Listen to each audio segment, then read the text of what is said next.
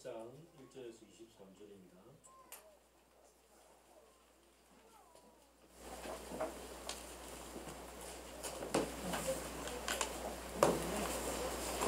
에베소서 1장 1절에서 23절.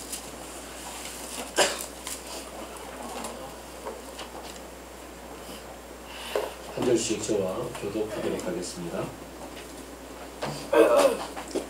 하나님의 뜻으로 그리스도 예수의 사도가 된 나 바울이 에베소에 사는 그리스도 예수를 믿는 성도들에게 이 편지를 씁니다.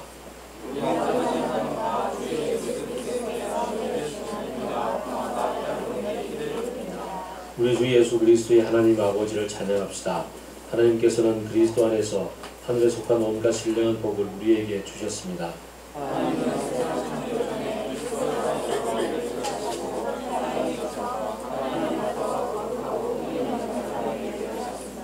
하나님은 하나님의 기뻐하시는 뜻을 따라 예수 그리스도를 통하여 우리를 하나님의 자녀로 삼으시기로 예정하신 것입니다.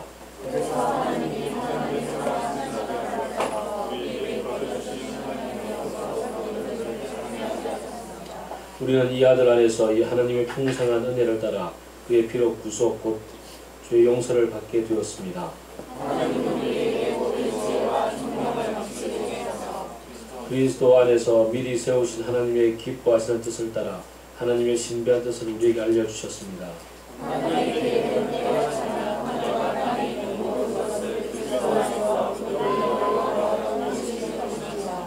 하나님은 그리스도 안에서 우리를 상속자로 삼으셨습니다.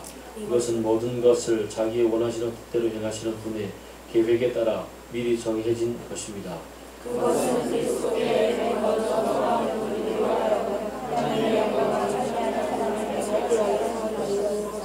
여러분도 그리스도 안에서 진리의 말씀 곧 여러분을 구원하는 복음을 듣고서 그리스도를 믿었으므로 약속하신 성령의 날인을 받았습니다.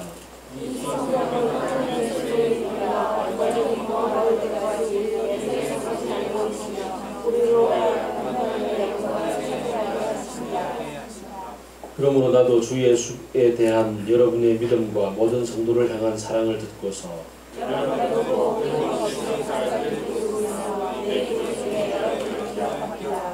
우리 주 예수 그리스도의 하나님이신 영광의 아버지께서 지혜와 계시의 영을 여러분에게 주셔서 하나님을 알게 하시고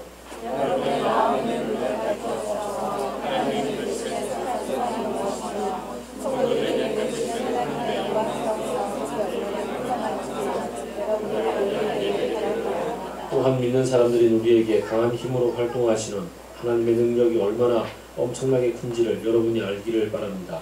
하나님께서는 이 능력을 그리스도 안에 가하셔서 그분을 죽은 사람들 가운데서 살리시고 하늘에서 자기의 오른쪽에 앉으셔서 모든 정권과 권세와 능력과 주권 위에 그리고 이 세상뿐 아니라 오는 세상에서 일컬을 모든 이름 위에 뛰어나게 하셨습니다. 하나님께서는 만물을 그리스도의 발 아래 두시고 그분의 만물 위에 그의 몸을 세우셨습니다. 같이 읽읍시다. 교회는 그리스도의 몸이요 만물 안에서 만물을 충만케 하시는 분의 충만함입니다. 아멘. 오늘은 우리 박주현 목사님께서 교회 만물의 충만이라는 제목으로 말씀을 전해주시겠습니다.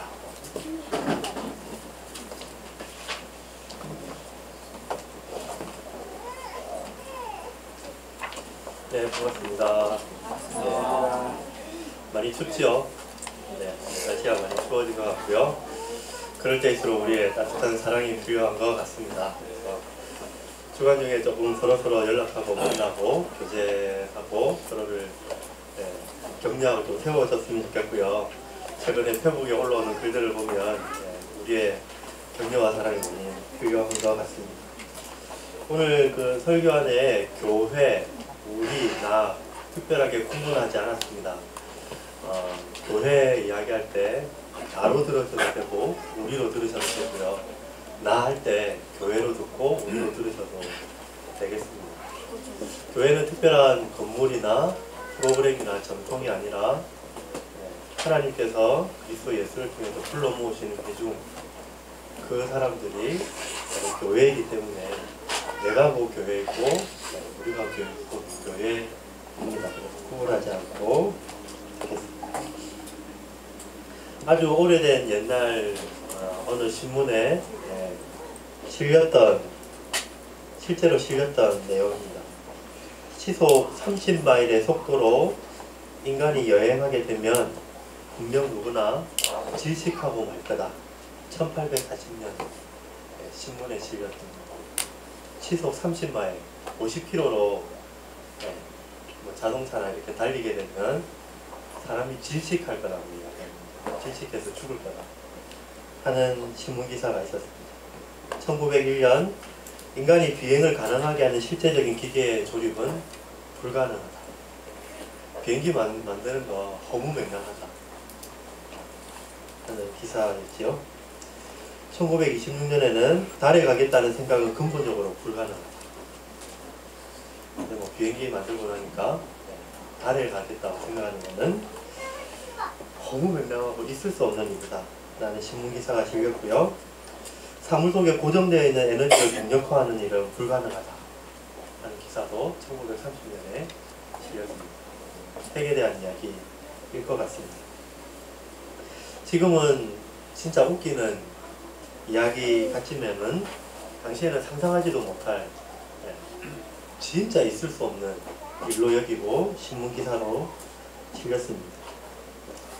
그렇지만 어느 누군가가 그 불가능에 도전을 하고 다른 꿈을 꾸고 하늘을 나는 상상을 하고 달에 사람이 걸어다니는 상상을 한 결과 오늘 우리는 시속 300km를 달리는 자동차를 소유하고 비행기를 타고 전 세계를 여행하고 그 다음에 달나라에 가는 이야기들을 뉴스를 통해서 전해 듣습니다.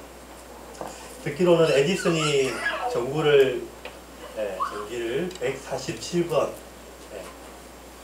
7번 만에 성공을 했다 그러고요. 라이트 형제는 비행기를 807번째 만에 성공하고 만들었던 겁니다. 전구에 대한 상상, 그리고 하늘을 나는 꿈과 상상, 그것을 가지고 끊임없이 도전한 결과 오늘 우리가 밝은 빛 아래서 그리고 하늘 나는 비행기를 가지고 여기저기를 편하게 여행하는 시대에 살고 있습니다. 그거는 불가능한 일이야, 그건 있을 수 없는 일이야 라고 모두들 말했을 때 누군가는 다른 꿈을 꾸고 다른 상상을 가지고 살아왔던 결과, 끊임없이 실패하는 그 실패를 반복한 결과, 그 사람들의 다른 꿈과 상상의 결과로 우리는 하늘을 날고 자동차를 타고 다니고 있습니다. 오늘 한국 교회의 현실은 교회가 그리스도의 몸으로서 세상을 만물을 충만케 하시는 자의 충만으로 존재하기보다는 그것을 상상할 수조차 없는 상태에 이르렀습니다. 세상 사람들은 교회를 통해서 교회가 있음으로 해서 안전하다, 세상이 밝아진다, 좋다, 공의롭다 라고 더 이상 생각하지 않습니다. 오히려 교회가 존재함으로 더 힘겹고 더 어렵고 더 어두워진다고 생각하는 것 같습니다.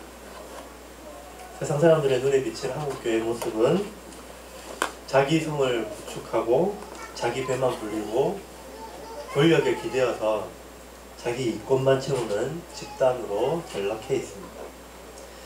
한국갤럽에서 젊은 층들을 대상으로 종교 이탈률에 대해서 조사하고 왜 기독교를 떠났는지에 대해서 조사한 결과 첫 번째로 신앙을 너무 강조하고 배타적이라는 이유를 들었습니다.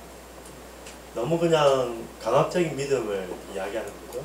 설명 없이 이유 없이 무조건 믿기만 하라고 이야기를 하고 다른 것에 대해서 허용하지 않는, 의심하고 그리고 회의하는 것에 대해서 허용하지 않는 것에 대해서 그 첫 번째 이유를 들었고요. 두 번째는 너무 돈을 밝힌다는 거죠. 교회 가면 계속해서 이어지는 설교들이 헌금에 대한 것, 교회 충성할 것, 그리고 자기 주머니를 털 것에 대한 돈에 대한 강조가 너무 많다는 거죠. 예, 교회 안에 여러 항목들의 헌금이 있지 않습니까? 성경, 구제헌금, 교육헌금, 건축헌금, 다양한 헌금 목표를 만들어 놓고 계속해서 돈을 요구하고 있습니다. 그리고 세 번째는 진정한 믿음과 마음이 부족하다고 느꼈다. 기독교 안에서 참 생명을 경험하지 못했다.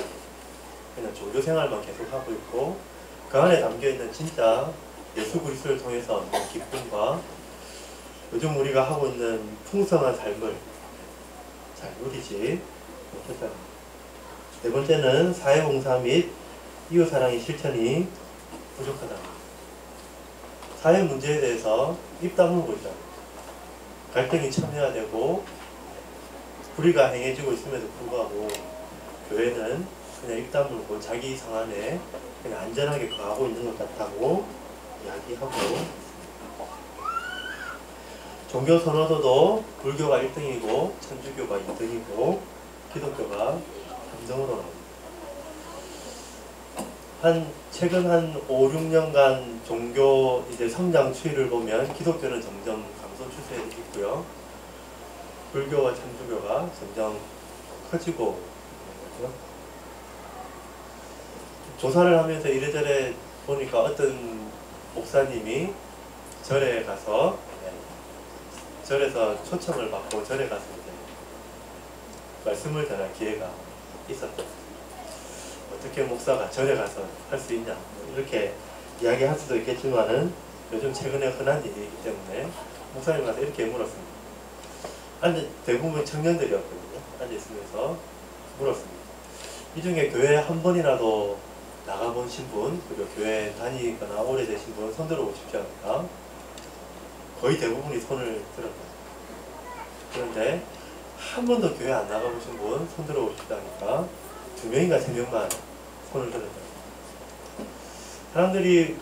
사람들 중에 또 젊은이들이 뭔가 진리를 찾아서 영적인 갈증이 있어서 종교를 찾아가고 있지만은 기독교 안에서 참된 기쁨과 생명을 맛보지 못하고 있다는 반증으로 보입니다. 이제는 당연시 되다시피 한 교회의 세습 문제는 매일매일 불려지고 있고요. 목회자들의 성범죄와 돈 문제는 늘 심심치 않게 들려옵니다. 성범죄 이후에 버젓이 회개와 각성을 요구함에도 불구하고 홍대 세교회라는 이름으로 간판을 내걸고 목회를 버젓이 하고 있는 분들도 있습니다. 여의도 순복음교회는 조목사님 일가가 온갖 비리와 또 여자 문제와 가정 안에서 이 재산 문제 다툼으로 피투성이가 되어 있습니다. 조금만 어떤 대형교회에 대해서 비난하거나 그런 방송을 나가려고 하면은 교회가 집단 오리를 해서 방송국으로 쳐들어가서 점거하는 초유의 사태도 일어납니다. 가장 좋은 땅을 어떻게 암암리에 권력을 이용해서 얻고 거기에다가 궁전을 건축하는 일들도 자주 들립니다. 심심치 않게 등장하는 비리와 또 사건들 속에는 교회 장로님이 또 기독교인들이 많이 포함되어 있습니다. 어제 오늘 이래 아닌 거죠. 사람들은 점점 교회에 등을 돌리고 있고 사회로부터 지탄을 받고 있고 그렇지만 정작 교회는 자기 자신의 본 모습을 잘 깨닫지 못하고 그냥 그대로 지내오는 것 같습니다. 교회가 세상을 새롭게 개혁하는 것이 아니라 오히려 세상으로부터 비난당하고 개혁당해야 될 곳으로 전락했습니다. 얼마 전에 교회 전도자 하나가 뉴스에 올랐고 페북으로 막 떠돌아 다녔습니다. 이미 교회 전도자 안에 경품 추첨은 비일비재한 일이었죠. 그래서 새생명 축제, 전도 축제 우리 교회 오십시오 하고 난 다음에 마치고 난 다음에 경품 추첨이 있습니다. 42인치 뭐 LED TV, 뭐 아이패드 이런 경품들 자전거를 내걸고 사람들을 뭐 말씀도 듣고 경품도 타고 인도 보고 뭐 이런 이유로 비일비재한 일이죠. 그런데 최근에는 이 전도지를 내걸었던 교회 측에서 사과문을 내걸었는데 그리스도와의 만남이 최고의 만남이라는 그것을 어떻게든 알리고 싶어서 이렇게 했다라고 합니다. 그 취지로 전면에 여자친구 있어? 소개팅 해볼래? 네. 남자용. 네. 남자친구 있어? 소개팅 해볼래? 여자용. 그리고 안에 내지로 들어가면 네. 다양한 형제들의 사진과 다양한 자매들의 사진을 내걸고 네. 약간의 신상 정보를 적고 어떤 스타일이 좋아? 이렇게 제작해서 뿌렸던 거죠. 이 전도지를 보고 예수가 마담투로 환생했구나. 교회라면 복음이나 사랑, 인류애로 전도해야지 소개팅으로 전도하니 이게 말이나 됩니까? 교회가 여신도를 소개팅 미끼로 선교하다니 정말 가지가지하네요. 라고 사람들이 댓글로 달았습니다. 이제는 정말 내가 교회 다닙니다. 그리스도인입니다. 라고 말하고 다니기가 정말 부끄러운 세상이 되어 있는 거죠. 최근 개콘에서 제일 인기 있는 코너가 있죠. 그죠? 멘붕 스쿨이 있습니다. 거기에 등장하는 인물 한 명 한 명 캐릭터들을 교회로 어떤 목사님으로 아니면 어떤 그리스도인으로 대입해서 보면 멘붕 처치로 충분히 살릴 수도 있을 것 같습니다.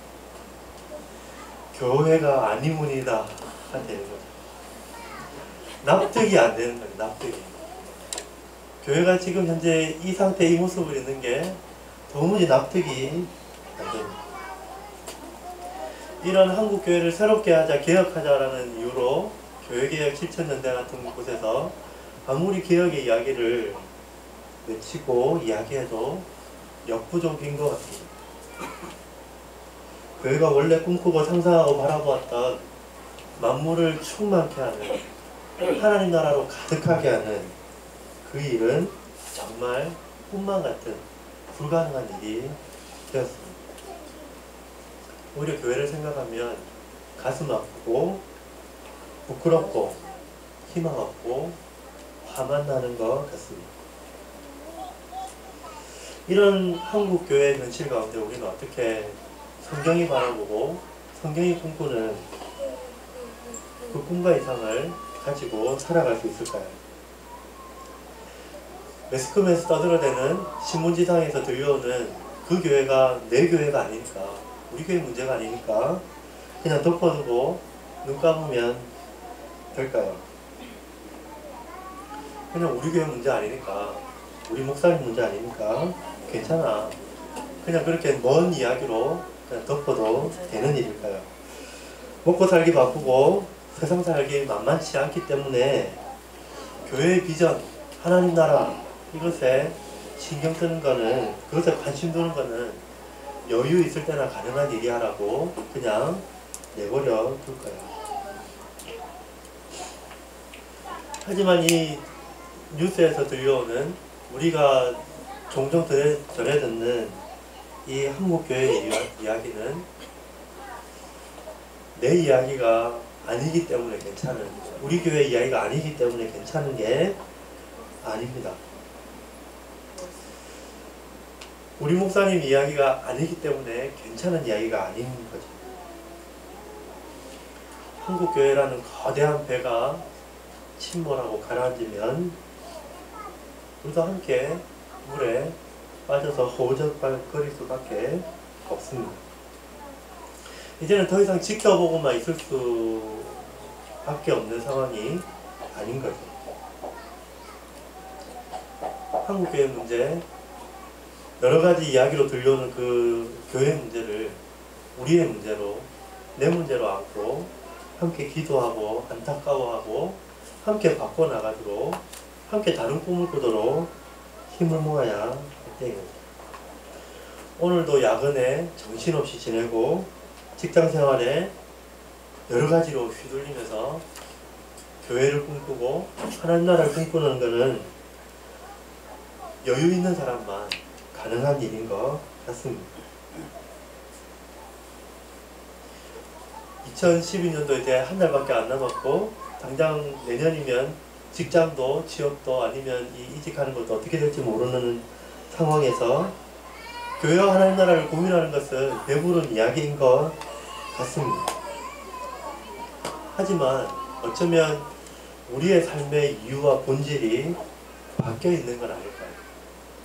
내가 살아야 되는 이유와 내가 지금 존재해야 되는 그 본질의 이유가 뒤바뀌어져 있기 때문에 하나님 나라를 꿈꾸고 교회 문제를 고민하고 교회를 꿈꾸는 것은 여유 있는 사람만 하는 거라고 고민하는 것은 우리의 본질적인 이유가 바뀌었기 때문이 아닐까 고민해 봅니다. 시속 50km 달리면 숨막혀 죽을 거라 했습니다. 하늘을 나는 기계를 만드는 것은 있을 수 없다고 했고요. 달에 가겠다는 건 미쳤다고 생각했습니다. 하지만 우리는 이것이 현실로 바뀌어 있는 걸 압니다. 그 당시 불가능하다고 생각했던 그 일을 누군가는 꿈꾸고 누군가는 상상하고 누군가는 달려왔기 때문에 거듭되는 실패에도 불구하고 계속 열정을 가지고 살아왔기 때문에 우리는 그것을 지금 누리고 있는 거죠. 보이는 교회는 누더기를 걸치고 냄새나고 사람들로부터 비난의 대상이 되었지만 거기에 좌절하지 않고 방관하지 않고 가만히 머물러 있지 않고 오히려 하나님의 장엄한 꿈 안에 들어가서 교회가 원래 가져야 되는 꿈과 비전을 상상하고 그것을 삶으로 살아내는 사람들이 있다면 교회는 다시 새로워질 것입니다. 현실의 타락과 비난에 좌절하지 않고 그리스도를 따르는 사람들을 통해서 다시금 교회를 통해서 세상이 밝아지고 새로워지는 만물을 충만케 하시는 이의 충만이 이루어질 것입니다. 문제는 우리가 어떤 비전과 상상력에 사로잡히느냐 하는 것입니다. 우리의 상상력과 비전이 얼마만큼 이 성경의 이야기와 많이 조율되어 있느냐 하는 것입니다. 세속적인 비전과 상상력에 이끌려 살아간다면 하나님 나라의 꿈과 비전은 꿈도 꿀 수 없는 일이겠죠. 어떤 교회의 이상과 꿈이 내 신념이나 내 가치에 맞다고 해서 그것에 달려들었다면 현실의 벽 앞에 좌절하고 무너지고 말겠지요. 하지만 그것이 하나님으로부터 오는 우리 안에 원래 심겨졌던 그 꿈과 비전과 상상력이었다면 그 원래 꿈과 비전과 상상력의 원동력과 힘과 능력의 근원이신 하나님으로부터 이 난관과 이 어려움과 이 좌절을 이겨나갈 힘과 열정과 능력을 얻게 될 것입니다. 에베소서는 우리에게 오늘 찢겨지고 누더기를 걸친 이 교회의 모습 가운데서 교회의 영광스럽고 장엄한 모습을 보여주고 있습니다. 에베소서를 읽을 때 우리는 하나님의 교회 모습이 원래 어떠했는지 하나님이 무엇을 꿈꾸고 이 교회를 창조하시고 만드셨는지 그 꿈과 상상력에 정화되고 새로운 꿈을 꾸게 됩니다. 에베소서 1장은 크게 세 부분으로 나누어집니다. 1절과 2절은 흔히 서신서에 등장하는 편지글에 등장하는 인사말입니다. 그리고 3절과 14절은 찬양으로 되어 있고 15절과 23절은 하나의 기도문으로 되어져 있습니다. 바울은 이 에베소서를 시작하면서 인사말 1, 2절을 하고 난 이후에 곧바로 찬양으로 들어갑니다. 찬양이 그냥 푹 빠진 거죠. 입에서 그냥 찬양이 그냥 흘러 넘쳐 나왔던 것 같습니다. 그냥 폭포수 같이 그냥 찬양이 터져 나왔던 거죠. 3절과 14절은 신약 성경에서 가장 긴 하나의 문장입니다. 총 202개의 원문상의 헬라어여도 202개의 단어로 된 하나의 문장입니다. 바울은 이것을 그냥 하나의 문장으로 그냥 찬양으로 그냥 막 쏟아져 거침없이 찬양을 터뜨리고 있는 거죠.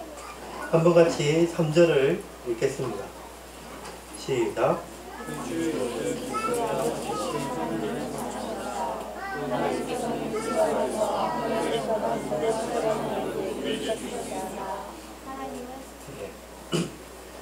밋밋하지요? 풍산기하면서 많이 들어봤잖아요. 로마서 5장의 이야기. 보라, 하나님께서 우리에게 어떠한 사랑을 주셨는가. 보라, 이렇게 읽어야 된다고 들어봤죠? 그래서 마찬가지로 3절도 찬양으로 해야 돼요. 뭔가 가슴이 벅차서 터져 나올 듯이 읽어야 하는 거죠. 우리 주 예수 그리스도의 하나님이신 하나님을 찬양합시다. 이렇게 해야 하는 거죠. 이것도 약한 거죠. 메시지 번역본으로 한번 읽어드리겠습니다. 하나님은 얼마나 찬송받으실 분이신지요. 하나님은 얼마나 복되신 분이신지요. 하나님께서 행하신 일, 그것 때문에 가슴 벅차고 그것 때문에 찬양이 그냥 쉴 새 없이 터져 나오는 모습을 상상하면서 3절과 14절을 읽어야 합니다. 바울은 에베소 교회를 향해 이 편지를 쓰면서 찬양이 터져 나오고 있습니다. 에베소 교회가 정말 멋지고 웅장하고 아름답게 지어져서 그 교회를 볼 때 노래가 흘러나오지 않을 수밖에 없어서 이 찬양을 하고 있는 게 아닌 거죠. 에베소 성도들이 너무 멋진 삶을 살고 아름다운 삶을 살고 이 사람들 때문에 에베소 교회, 에베소 지역이 하나님의 영광으로 충만해졌기 때문에 이 노래를, 이 찬양을 하고 있는 게 아니었습니다. 실상 에베소 교회는 평범해도 너무 평범하고요. 초라해도 너무 초라했습니다. 에베소는 상업항으로 새로운 문화와 경제와 문물들이 계속 쉴 새 없이 들어오는 항구 도시였습니다. 그리고 세계 7대 불가사이라고 이야기하는 아데미 여신이 그 신을 모시는 신전이 있었던 곳인 거죠. 상업과 경제와 정치와 문화가 이 종교와 함께 결탁하면서 그것이 하나의 큰 산업으로 이루어졌던 그 도시가 에베소입니다.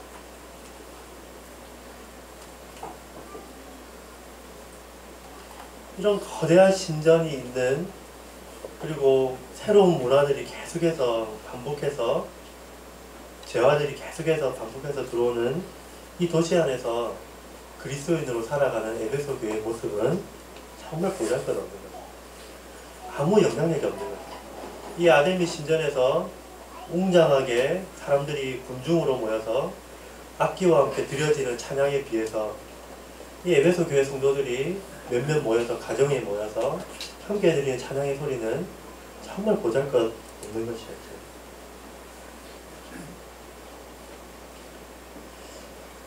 소수의 별다른 영향력이 없는 존재로 살아가는 게 에베소 교회였습니다. 거기다가 에베소 교회가 교회를 향해서 쓰여졌던 이 에베소서가 AD 한 57년에서 60년경에 쓰여졌다고 이야기합니다. 이 시기는 네로가 통치하였던 시기였습니다. 계속해서 기독교를 향한 박해가 계속해서 있어왔던 시기였습니다. 어쩌면 이 교회 안에 있는 이 성도들은 두려움에 사로잡혔을지도 모릅니다. 유대주의, 헬라주의가 계속해서 들어오면서 기독교 복음의 내용들이 점점 희석되어지고 혼합되어져 갔던 시기에 이 편지가 쓰여졌습니다. 거대한 항구 도시, 그리고 거대한 신전이 있는 이 에베소 지역에서 에베소 교회는 정말 초라하고 보잘것없어 보입니다. 내부적으로는 두렵고 앞길이 잘 안 보이는 상황에 있었던 것 같습니다. 이런 에베소 교회를 생각하고 에베소 교회를 향해서 편지를 쓰면서 바울은 찬양을 터뜨리고 있는 거예요. 겉으로 보기에 보잘것없고 또 안으로 봐도 그렇게 크게 영향력 없는 이 교회를 보고 생각하면서 하나님 정말 놀랍습니다. 하나님 정말 위대하십니다. 하나님 정말 영광스럽습니다. 라고 찬양하고 있습니다. 이 교회 안에 두신 영광 때문에, 이 교회 안에 두신 하나님의 일 때문에, 능력 때문에 바울은 찬양하며 노래하고 있습니다. 그리고 에베소서는 바울의 옥중 서신 중에 한 서신입니다. 바울의 몸도 감옥에 갇혀있고 그의 손과 발이 착고에 묶여있음에도 불구하고 상상의 날개를 펼치고 다른 꿈을 꾸면서 이 교회를 생각하며 찬양을 부르고 있습니다. 아데미 신전에서 군중들이 함께 커다란 소리로 울려 퍼지는 그 찬양의 소리보다 바울의 찬양이 더 크게 들리도록, 더 웅장하고 장엄하게 에베소 교회 성도들의 귀를 울리고 마음을 울리고 가슴을 울리도록 바울은 찬양하고 있는 것입니다. 어쩌면 바울은 이 편지를 쓰면서 에베소 교회 성도들을 이 찬양으로 초대하고 있는 것도 같습니다. 바울은 이 편지를 읽고 이 찬양의 소리를 듣는 에베소 교회 성도들이 함께 이 찬양을 부르기를 소망하고 있습니다.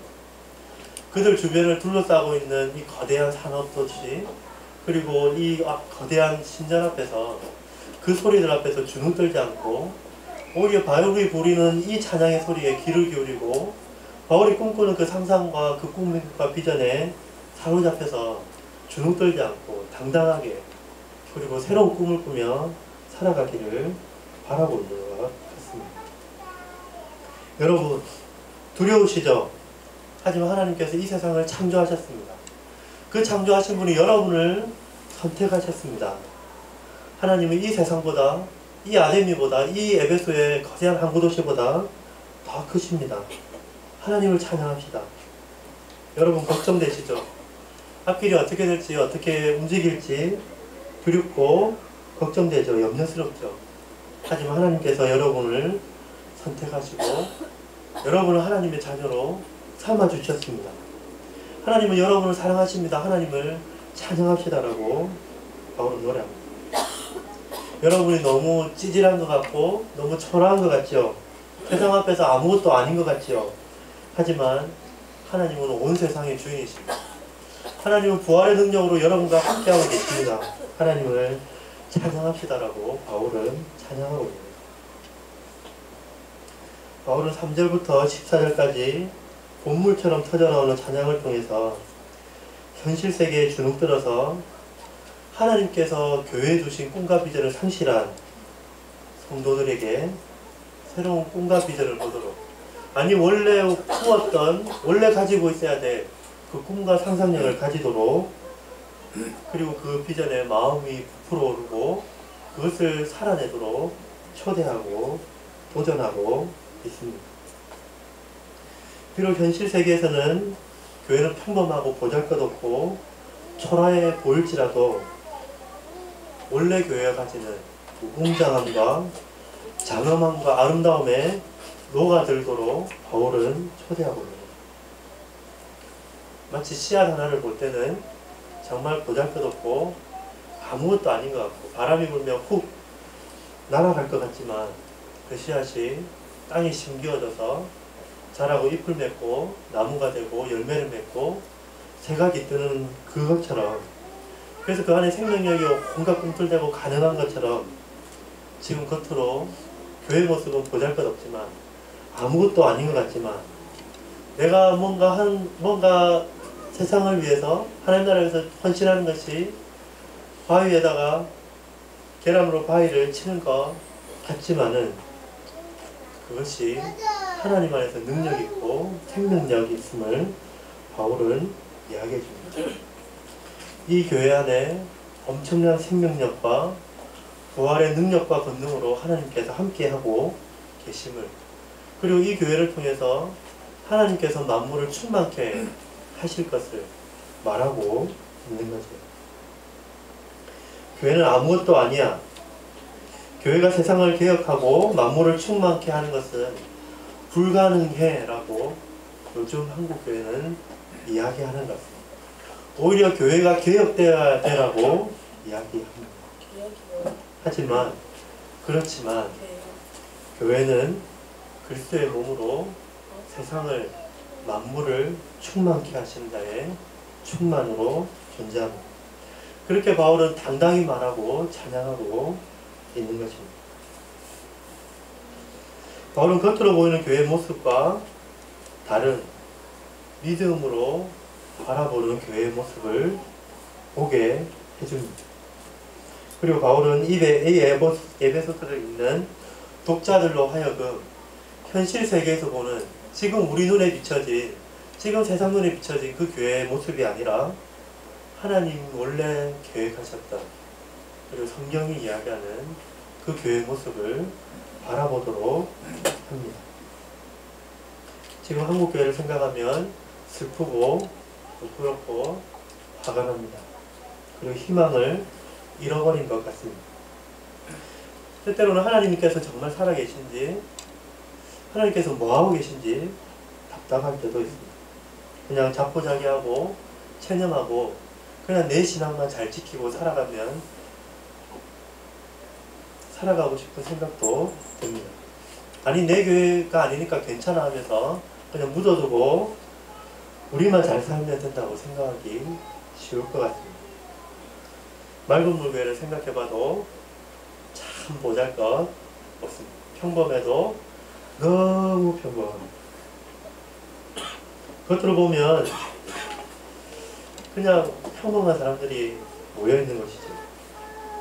누구 표현대로, 최근에 올랐던 페북의 표현대로 먹는 것과 노는 거 좋아하고 주일 밤에는 필드 나가는 걸 정례화하는 그런 교회에, 그 이상한 교회에 불과한 것 같아요. 요즘 조금 좋아져서 열심히 붕삼기로 열을 올리고 있는 것 같지만, 꿈틀거리는 것 같지만 너무 평범한 교회인 것 같습니다. 교회가 뭐 특별한 게 있나, 주일날 예배 한번 드리고 좀 사람들 편안하게 해주면 됐지, 편안한 교회로 생각하고 오는 것도 같습니다. 8년이 지나면서 이곳에 있던 사람들은 조금씩 새로워졌는지 모르지만 여러 가지 물건들은 낡아서 보수해야 되고 고쳐야 되는 상황에 있습니다. 그냥 돋보기에는 뭐 여기서 특별한 일이 일어날까 하는 생각도 듭니다. 우리 각자 개개인을 보면 시험 문제, 직장 문제, 집 문제, 교육 문제, 건강 문제 등등등 해서 이리저리 세상살이에 그냥 휘청거리며 사는 사람들이 불과한 거죠. 오늘도 여러 가지 걱정 때문에, 오늘도 자기 연민 때문에, 오늘도 또 실수로 넘어진 내 죄 때문에 휘청거리는 모습에 불과한 것 같습니다. 나약한 존재들에 불과한 것 같습니다. 교회를 통해서, 나를 통해서, 맑은 물 교회를 통해서 이 온 우주가, 이 온 세상이, 이 한국 사회가 새로워질 거라는 꿈을 꾼다는 건 정말 허무맹랑한 꿈 같아 보입니다. 한국 교회가 세상으로부터 욕먹고 있는 이 상황에서 한국 교회가 이것을 할 거라고 이야기하는 건 누워서 침 뱉기는 것 같은 것. 평범한 사람 50명이 모여서 어떻게 이 한국 사회를 새롭게 하겠습니까? 세상살이에 그냥 휘청거리며 살아가는 우리가 어떻게 하나님 나라를 이 땅에 가득하게 할 수 있겠습니까? 그러나 우리는 보이는 것으로 살아가지 않고 믿음으로 살아갑니다. 우리가 무엇을 바라보고 무엇을 믿느냐에 따라서 우리의 삶이 달라질 겁니다.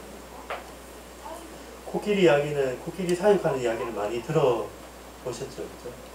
어릴 때부터 쇠사슬에 묶어서 말뚝에 박아둡니다.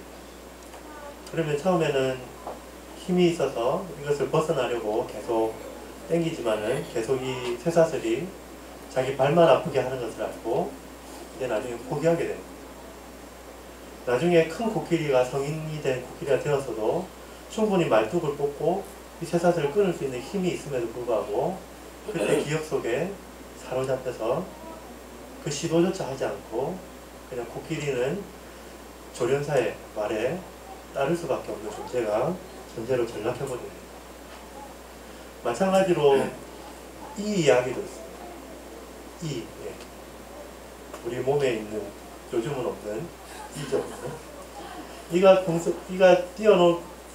높이 뛸 수 있는 높이가 이 정도라면 컵을 그 위에다가 이렇게 얹어두면 거꾸로 이제 덮어두면 이가 한참 뛰다가 이거밖에 못 뛰는 줄 알아요. 컵을 걷고 나면 더 이상 이 정도 높이를 안 뛴다고 합니다. 그냥 요만큼만 뛰고 간다고 합니다. 우리가 너무 세상에 길들여져 있기 때문에, 아니면 너무 좌절했기 때문에, 아니면 세상으로부터 들려오는 교회의 모습이, 우리의 모습이 우리가 눈에 보이는 것에 그냥 사로잡혀 있기 때문에 원래 가지고 있는, 원래 교회 안에 심겨두신 하나님의 영광과 권능과 능력을 상실한 채 그것을 발휘하지 못하고 살아가고 있는 건 아닐까요? 바울이 부르는 이 찬양이 함께 우리의 찬양이 되었으면 좋겠습니다. 바울이 부르는 찬양에 우리가 함께 젖어들어서 그의 운율이 우리의 운율이 되고, 그의 음이 우리의 음이 되고, 그의 노랫말이 우리 가슴에 고백이 되었으면 좋겠습니다. 그래서 함께 바울이 꿈꾸고 하나님이 꿈꾸었던 교회의 모습을 우리가 함께 만들어 가면 좋겠습니다. 바울의 찬양이 흠뻑 젖어들어서 함께 찬양을 드리다 보면, 함께 이 찬양에 동참하다 보면 어느샌가 이 교회가, 어느샌가 우리가 새로운 꿈을 꾸고 있는 것을 발견하게 될 겁니다. 세상이 비난하고 욕하고 있는 교회의 모습이 아니라, 세상이 비난하는 그것 때문에 감정이 상한 그 모습이 아니라, 그냥 눈에 비춰지는 이 모습 이대로가 아니라 하나님께서 꿈꾸시는, 하나님께서 상상하시는 그 교회의 모습으로 함께 날개를 달고 변화하는 것을 경험하게 될 것입니다. 바울과 함께 이 찬양을 드리다 보면 우리는 함께 우리의 비전과 상상력이 정화되고 새로운 시각으로 바뀌는 것을 경험하게 될 것입니다. 바울은 하나님께서 기쁨으로 이 교회를, 우리를 선택하셨다고 말하면서 그 하나님의 능력을 찬양합니다. 교회가 어떤 내세울 만한 것이 있어서, 교회가 어떤 아름다운 모습이 있어서 교회를 선택한 것이 아니라, 창조 전부터 하나님은 이 교회를 선택하시기로 계획하시고 만들어 놓으셨다고 이야기합니다. 하나님의 선택과 예정이 변함이 없다고 이야기합니다. 아무리 교회가 타락하고 아무리 교회가 세속에 물들어 있다 하더라도 하나님께서 이 교회를 버리지 않는다고요. 이 교회를 통해서 이루어질 일들을 하나님 여전히 꿈꾸고 바라보고 진행해 가실 것이라고 이야기합니다. 하나님께서 이 교회를 개혁하시고 새롭게 하실 것이라고 말씀하는 것입니다. 바울은 예수 그리스도를 통해서 이 교회가 자유케 되었다고 합니다. 세속으로부터, 세상의 영향력으로부터 자유롭게 되었다고 이야기합니다. 하나님께서 예수 그리스도를 통해서 피로 값주고 사셔서 구속하였다고 말합니다. 더 이상 이 세속에 흔들리거나 요동하거나 좌지우지되는 존재들이 아니라 자유케 된 존재로 하나님 나라를 일구할 존재가 교회라고 말하고 있습니다. 그리고 이것은 하나님의 성령으로 인치심을 받았다고 이야기합니다. 도장을 꼭 찍어서 더 이상 변함이 없고 보증이라고 이야기합니다. 반드시 이루어질 수밖에 없는 일이라고 말합니다. 교회를 통해서 온 우주가 새롭게 되는 그 일은 이루어질 수밖에 없는, 일어나야만 되는 일로 말씀하고 있는 것입니다. 바울은 하나님의 변함없는 선택과 예수 그리스도의 구속을 통한 승리의 자유함과 성령의 인치심으로 말미암아 확정된 교회의 모습을 바라보면서 이 일의 주관자요, 주권자요, 주체자이신 하나님을 찬양하고 높이고 있습니다. 바울은 현실 세계의 교회의 모습으로 인해 아파하고 낙담하고 휘청거리는 우리를 향해서 하나님의 세계에 속한, 하나님이 꿈꾸시고 상상하는 그 교회를 함께 꿈꾸고 상상하자라고 우리를 초대하고 있는 것이죠. 바울의 찬양이 우리의 찬양이 되기를 바랍니다. 바울의 불렀던 그 감동과 그 꿈과 그 가슴 벅참이 우리의 가슴 벅참과 우리의 꿈과 비전이 되어서 동일하게 우리의 삶을 통해서 이 찬양이 넘쳐 흘러나오기를 소망합니다. 실제로 찬양은 힘이 있습니다. 하나님의 일하심을, 하나님 원래 계획하셨던 것을 함께 기뻐하고 찬양하다 보면 우리가 소망과 낙담 가운데, 낙심 가운데 일으킴을 받습니다. 우리 안에서 하셨고 지금도 하고 계시고 앞으로 하실 일들을 기억하고 찬양할 때 우리는 믿음을 가지고 낙심하지 않고 앞을 향해서 나아가게 됩니다.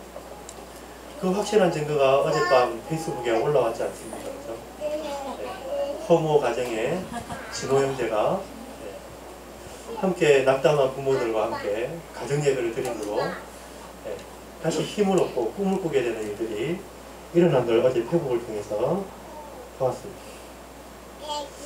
때론 좌절하고 낙담하고 지쳐있을 때 원래 꿈꿔야 될 그 꿈을 함께 찬양하고 노래하면 왜 힘을 얻고 앞으로 나아가게 됩니다. 하나님께서 저와 여러분을 창세전에 기쁨으로, 억지로가 아니라 기쁨으로 선택하셨습니다. 이건 변하지 않습니다. 맑은 무교회를 선택하셨습니다.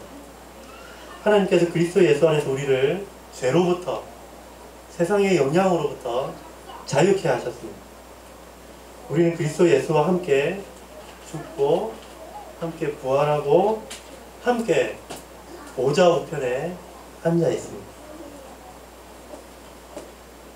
예수님과 함께 십자가에 죽었다는 것은 우리가 십자가 이야기를 들으면서 충분히 이해하고 있습니다. 하지만 우리가 함께 예수님과 함께 부활했다는 사실을 잘 기억하고 누리지 못하고 있는 것입니다.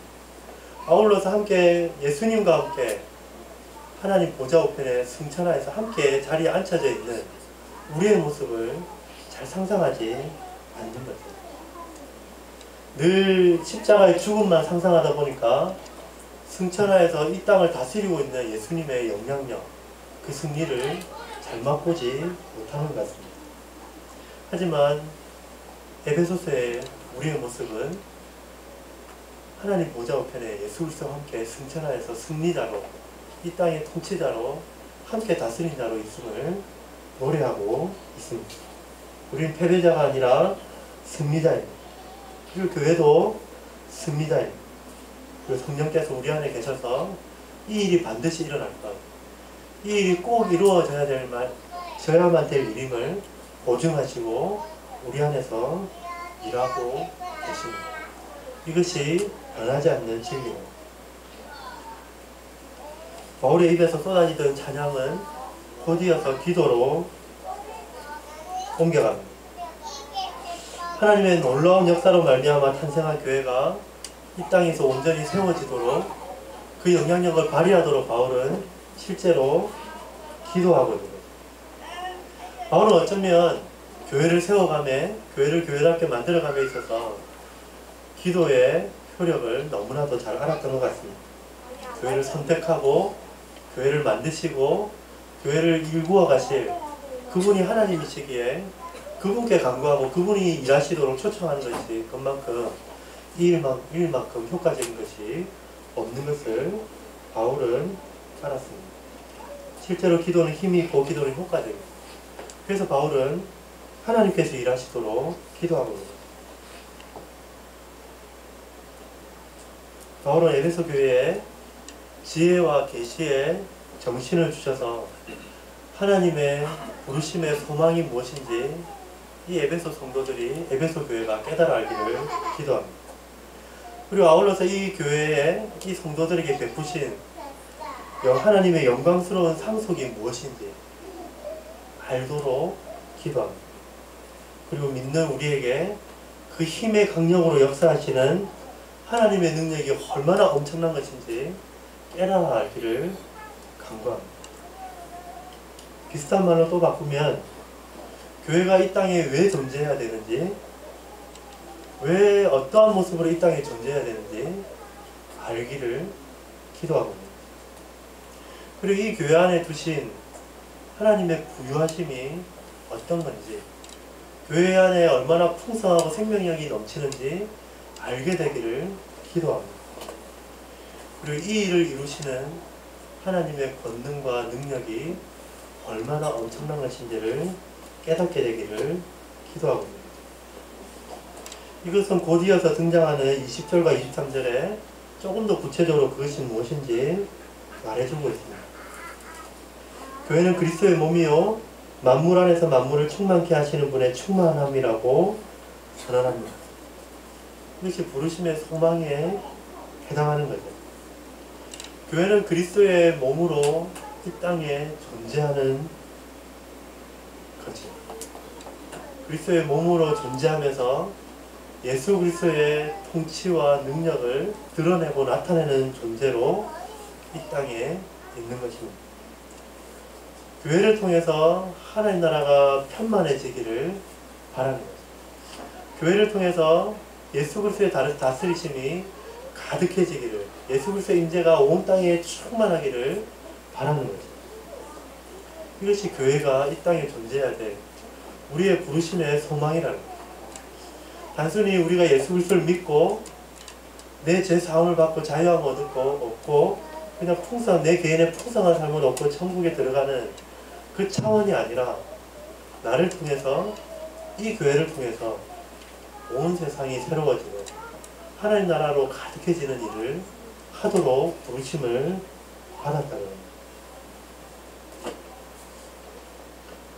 그리고 우리에게 있는 영광스러운 상속의 비밀은 바로 우리가 그리스도와 함께 연합되어 있다는 이야기로 풀 수 있습니다.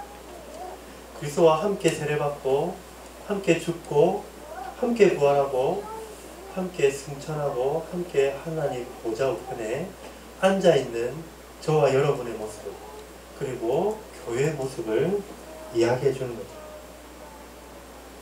그리스도께서 가지시는 죽음과 부활을 통해서 온 우주의 악을 소탕하고 다시 하늘로 올리어서 하나님께서 모든 권세와 정사와 능력을 예수 그리스도께 주셨던 것처럼 동일하게 그리스도와 함께 연합되어 있는 교회들에게, 동일하게 우리들에게도 이 세상을 다스리는 힘과 권세와 능력과 풍요함을 주어져 있음을 이야기해 주고 있습니다. 우리에게 그런 힘과 능력과 부유함들이 존재하고 있음을 그리스도와 연합해 있는 우리의 모습을 통해서 보여주고 있습니다. 우리가 영광스러운 능력을 가진 그리스도와 함께 부활한 존재요, 함께 하늘 위에 앉혀진 존재로 있는 것입니다. 그리고 우리 안에 활동하시는 하나님의 능력이 얼마나 크신 것인가. 모든 악을 멸하시고 죽음 가운데서 부활하게 하시는 그 하나님의 능력이 동일하게 교회 안에서도 역사하고 계심을 말씀해 주고 있습니다. 그리고 그분이 예수께서 교회의 머리로 존재하시면서 이 교회에 각 힘과 능력과 에너지들을 공급하고 계시는 분이심을 말하고 있습니다. 결국 바울의 기도는 우리가 전 우주적인 회복과 재창조를 위해 부르심을 입었고 그 힘과 능력이 이미 그리스도 예수 안에서 주어져 있음을 매일매일의 삶 가운데 더 분명히 또 더 깊이 깨닫고 더 깊이 체험하며 그것을 위해 살아가도록 기도하고 있는 것입니다.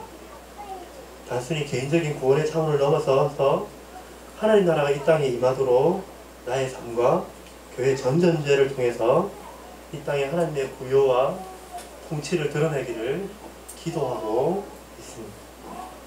교회는 만물을 충만케 하시는 자의 충만입니다. 비록 교회가 개혁의 대상이 되고 비난의 대상이 되고 조롱을 받고 있지만 교회는 이 세상에 유일한 그리스도의 몸으로 존재합니다. 비록 교회가 보잘것없고 초라해 보이고 아무 능력이 없는 것 같아 보이지만 교회는 그리스도의 몸으로 하나님의 영광과 능력을 찬송하는 존재로 그리스도의 능력을 충만하게 입고 있는 존재입니다. 매일 우리는 세상에 휘둘리면서 휘청거리며 살아가지만 하나님은 우리를 통해서 부활의 능력으로 세상을 통치하고 다스리십니다. 교회가 세상을 새롭게 합니다. 교회가 세상을 바꿉니다. 다른 말로 하면 내가 세상을 새롭게 하고 내가 세상을 바꿉니다.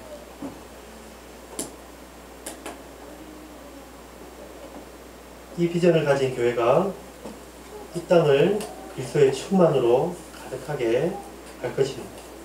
때로는 좌절하고 때로는 연약함에 넘어진다 할지라도 성령께서 우리 안에서 반드시 그 일이 일어나도록 역사하고 일하실 것입니다. 이 꿈과 상상력을 잃지 않기 위해 오늘도 우리는 바울의 찬양과 기도로 함께 들어가기를 바랍니다. 바울이 꿈꿨던, 바울이 노래했던 그 찬양이 우리의 노래가 되고 그것이 우리의 가슴 벅참이 되고 또 그것이 우리의 기도가 되기를 바랍니다. 맑은 물 교회의 비전이죠. 이 물이 동방으로 향하여 흘러 아라바로 내려가서 바다에 이르리니 이 흘러내리는 물로 그 바다의 물이 소성함을 얻을지라.